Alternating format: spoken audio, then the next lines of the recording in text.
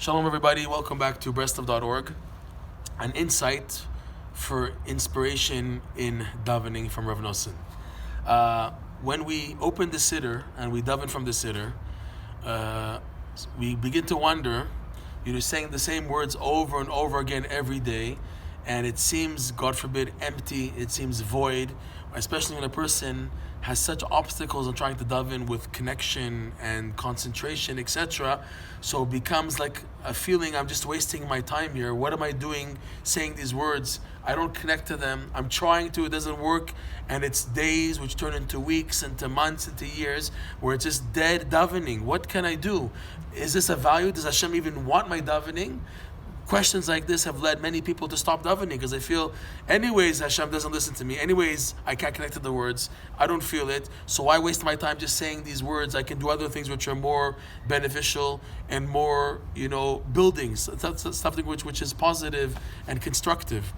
So Rav Nosson, he says, explaining based on what Rebbe Nachman brings down in lesson 19, there's a concept called Shlemut Lashon HaKodesh Al Yidei Targum.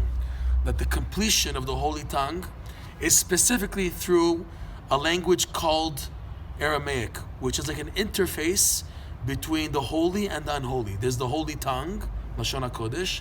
There's the languages of the nations, the 70 nations, and there's an interface language in between called Aramaic. Okay? Aramaic, in a sense, is like the tree of knowledge of good and evil. It has good and bad. It has a balance of two sides to it. So Rav Nosson explains like this: the words of the prayer are holy. The words of the davening of Shacharit, Mincha, Arvit, parts were composed by King David. You're saying Psalms. Also, parts of the davening were composed by the Holy Assembly, the Anshe Knesset HaGdolah. The words are holy.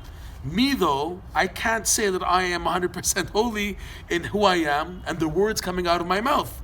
I admit that I'm not the best person in the world. I'm not the greatest tzaddik.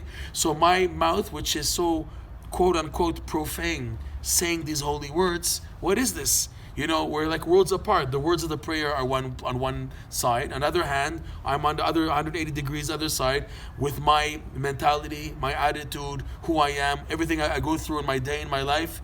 And with that attitude, with that mouth to say these holy words, it's like a contradiction.